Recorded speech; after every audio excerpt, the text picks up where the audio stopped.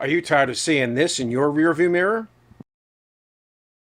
Well, thanks to Halo View, we finally did something about it.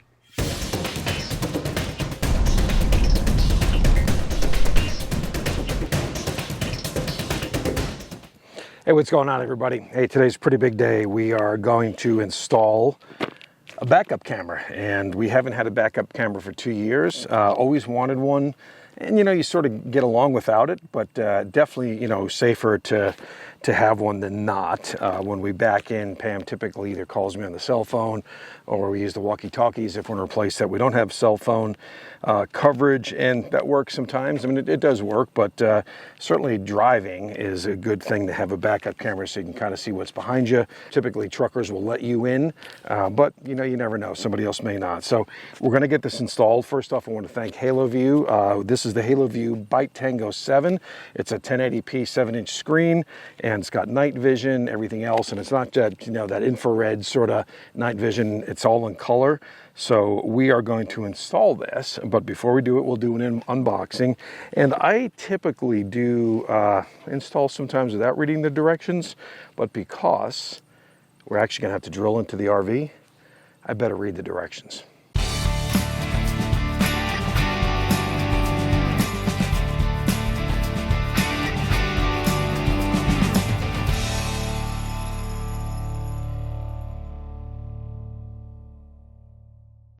So before we cut into the box itself, let's just talk about a couple of tools that are necessary. So we got some drill bits. We'll probably pre-tap some holes. I think that's probably the safest way to do this. Obviously, you got your impact tools.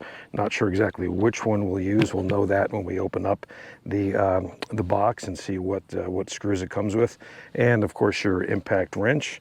But you also can't forget this, and we've got a couple different kinds of silicone. So this is a clear, and we've used this around a little bit. I have a one that actually seals around the RV, but we're going to go ahead with this one. We've used this in a bathroom before, and that's fine. A manual screwdriver just in case. The impact wrench is a little bit too much power, and yeah. And the Canon lens cover, which you actually don't need, but I just happen to leave it there anyway. So let's open the box.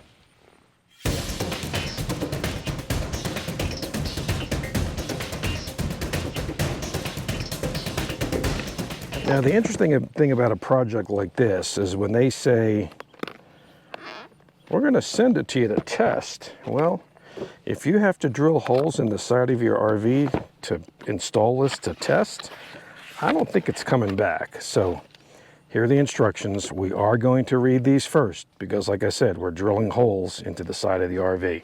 So you've got that. Let's make sure we don't lose those. Here is the screen.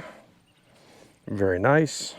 Here is the camera. This is what's going to get mounted on the back with some wires.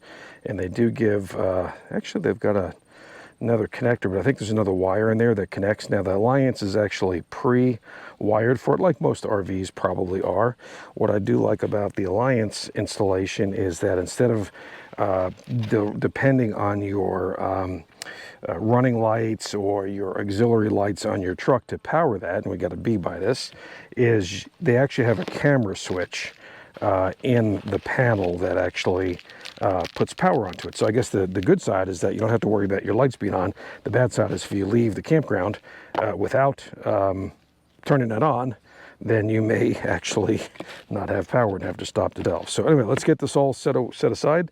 Let's read the instructions. Remember what I said. Instructions, very important when you're digging into and drilling into your RV. So let's see what we got here. So after reading the directions, two other tools I think that we're going to need for this are going to be a wire cutter, because the cord that connects to the camera itself that goes into the RV where that spot is, where it's pre-wired, is really, really long, and I think that's going to just be too much wire, and we'll just have to kind of measure that and see, so we can feed that back up into the RV. And second piece, and sorry about this microphone because it keeps doing this, The second piece we're going to need is a voltmeter, and you know, this is something probably not necessary, but again, before we start drilling into the back of the RV, what I'm going to do is I'm going to measure 12 volts coming out of there once we hit that camera switch on that's inside the RV, just to make sure we get 12 volts up there before we start, you know, drilling into holes and making a mess of things. So let's do that. But first, I've got to get the bikes and the bike rack off the back so I can get the ladder close enough so I can actually do this.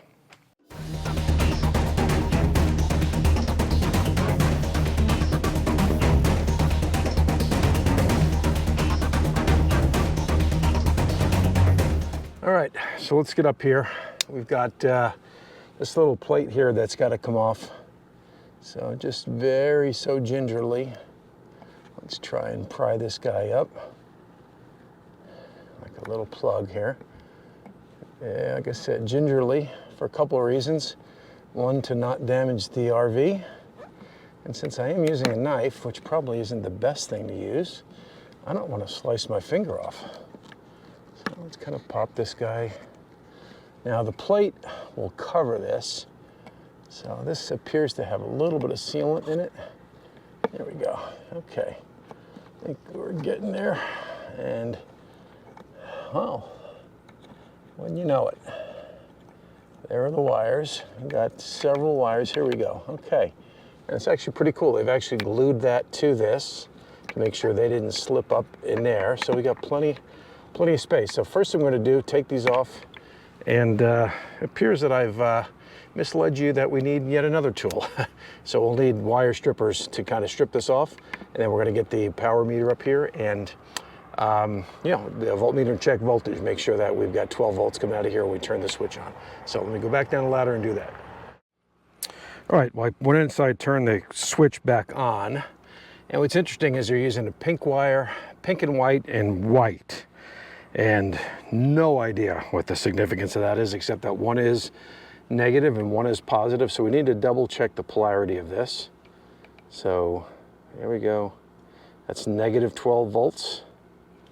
So that means this is going to be, so the pink is going to be the positive.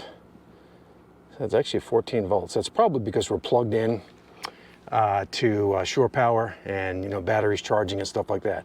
So let's look at that again. So it looks like the pink is the positive. Let's keep these wires apart from each other before we start popping fuses and the like.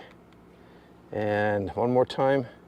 Yep, so pink and white is positive, which kind of makes sense. It's almost red. All right, so now that I get up here and look at this, what I think what I'm going to do is I'm going to take this wire, come back through. I can always bring it through again and let that sit here for now and just kind of secure that. Because what I'm going to do is get these wires through. Again, I did shut the power off, so we'll kind of twist these a little bit and we'll get these through. This way we can line it up just really, really well. Yeah, this may not go according to plan, but let's see. We'll get these through here, do that. And this way we can get it nice and lined up and then get it level. I did double check the level of the trailer, so that's all good. Kind of come through like that. It's kind of messing those up, but we'll get those resituated and get them wired and get them pushed through. So we can kind of go up like that here. And we kind of get that situated where we think it wanted to be, kind of, you know, centered off of this cap or this center reflector light here. And then I have my mini level, so that's way off. So that's going to be too high. So we got to go like this. So that's about, that shows level. We're kind of straightening. It doesn't look level, but it is level according to this. So we're gonna start with one. Got my Sharpie. I just moved a bit. Go like that, and go like that. So just do one hole like that. And that's where we'll get started. We'll do the one hole, we'll kind of connect it, and you know, from there we can kind of get the rest started. So we'll make sure that's re-leveled again, and that is pretty centered off of the cap. So not the cap, off of the light. Right, as I mentioned before, this wire that connects to the wires out of the RV that's going to go to the camera, plug into that little adapter, is way too long. So I cut this back to about, I don't know, it's about 8 inches or something like that. Just kind of, you know, a little bit more manageable. So it does come with these little wire nuts. They're not really twist-on wire nuts. They are sort of crimp nuts. So let's go back and do this. If you remember right, it was white and pink was the positive. So we're going with the black here. Let's put this on and then we will crimp this. All right, well, as you can see here, I put a little electrical tape on there as well. Just, you know, these things get bounced around a lot, so just give a little bit more security. Now we got to tuck these wires back in. And there is not much space in here just because of the insulation, which I guess is a good thing. So we're just kind of tuck that in like that, give us a little bit of space. Now we're going to come back with this and we're going to re-bring this back through.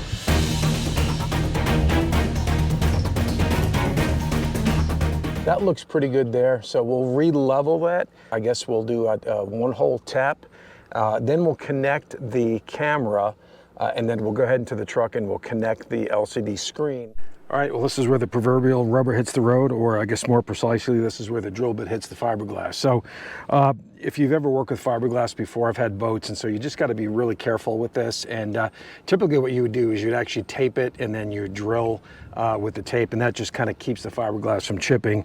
Well, we can't do that because then we'll lose our pilot hole marking. So what we're going to do is I just went with a very small drill bit, something that's probably about 1/3 of the diameter of the screw that we're going to drive in there, and so that should be good. Now some others may argue that that's still too big or maybe too small, but I think that kind of works. That just keeps it kind of safe, and we're going to put this thing down on low speed so we can kind of go low and slow. So we'll do the first hole, we'll get the camera up there and get some silicone around it, and then we will just leave it like that, and then we'll go, like I said, do the monitor and make sure everything's working with power on before we go and do more. So here we go. Wish us luck. Hope there's no wires behind here. And we're through. Okay, so I'm going to go put this down to the ground. I'm going to get a regular Phillips head screwdriver. We're going to go slow with this. We know what happens when RV manufacturers use impact wrenches a little bit too much. They strip things out, so let's not do that. I'll be right back. All right, these wires are, you do have a cavity back here, like I said, but there's not a lot of space. So I've been trying to mess with the wires a little bit, and so we're going to try it this way and then try and tie wrap them. I did tie wrap this in here, and let's see if we can get this to kind of lay down in here. This is really tight, and I have no room to tuck this up into the cavity of the RV. So we got that down like that. Let's kind of bring this back in and get it positioned with the gasket like we had it before. We'll have to find that hole once again. And yeah, there we go. So we're kind of like that. I do see that first hole. So let's say hopefully she stays there like that. Get some, I've already put some silicone in there. I'll put a little bit more just to make sure.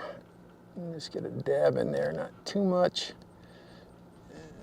It should be enough to kind of hold in there. And let's get this guy screwed in. So we just want to get this down to, it'll secure this. We will once again level it. After we're done, I just want to get the power on. I've got to go back and put the antennas on. So let me just kind of tighten this down to a point where it's not going to move. And let's go get the antennas and put those guys on. Okay, got the antenna.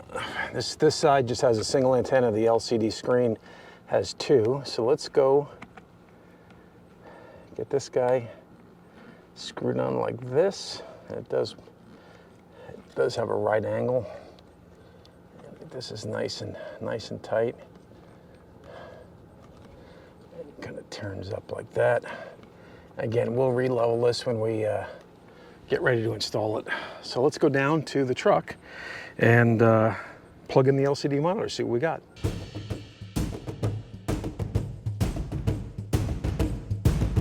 So as you can see, it came up right away. It was prepared with a camera. So now it's time to go back and finish the installation. All right, well, here comes the final part. So we're going to just need to level this, and we're going to put our other hole, or other drill our other holes, and then get our other screws in. So I just want to loosen this guy up a tiny bit so we can get some movement on here. That looks pretty good.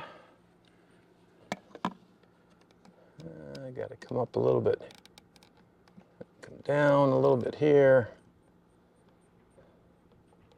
That looks about right, according to that.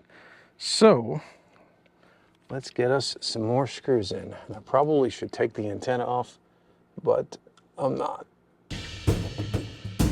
All right, so let me get the rest of these screws in, and we'll finish up here, get it all siliconed up, and then we'll meet you back down in the truck. So we're going to go through the menuing system here a little bit. Just hit the menu button, and it comes up with a number of different things. And you've got pairing. If you wanted to pair a different camera, you can control obviously your picture, contrast, color, things like that. The mirror is kind of cool, so you can kind of set it to see if you want it to actually reflect, left is left and right is right in the back, because it does come up inverse. The Q mode is for different cameras, so if you had multiple cameras, which we don't, that is a key there. Settings, of course, the park line, you can determine how your park line is set up. Now, we did install a memory card. I had a spare one, so you can actually hit record on that. All right, as you can see, we have these lines that are on the ground there. And so what we're going to do is we have our infamous model, Pam, is going to model the... Thank you for the bow. We're going to determine how many feet back each one of these lines are. So let's start, and we believe the first one is 15, so the red is 15 feet away. So Pam, if you would put the board on 15 feet, it's already there. It looks like it's already there. Okay, so the first board's on 15 feet. Let's go to the next one. The next one should be 20 feet. That's about right. So that's 20 feet. And then now let's go to 25 feet. Great. So that's about 25, maybe 26 feet. And what's important to understand here is that we have the camera faced out a little bit as opposed to down a little bit. So that's probably going to, determine and be adjusted based on where you have the camera. So that's good. What I'm going to ask Pam to do now is come back and stand at the right back corner of the RV. As you notice, we can't see her right now. So you might, in your particular instance, it depends on what you want. If you want to see back down a little bit, you'll tilt the camera down. For our sake, for when we're driving, I want to see back out a little bit, so further out. So that's the way we have it set up. So Pam, thank you for playing a game with us. I appreciate it. I may ask you to come back in a few minutes and do yet another test. All right, so now we're going to test the microphone and the camera, and we've had a little bit of issue with that, but we're going to try this scientific test one more time here. So Pam's standing about 9 feet back, so we did measure that. So in the case of like if we were backing up, I'm able to see her, but I want to be able to hear her as well. So let's see if we can actually hear her. 1, 2, 3, 4, 5, 6, 7, 8, 9, 10. All right, so now we're switching to night view. It's pretty dark, and as you can see, you can make out some things, but not a lot, and the picture's kind of blotchy. So what I'm going to do is I'm going to go back around, and you can kind of see what it looks like now.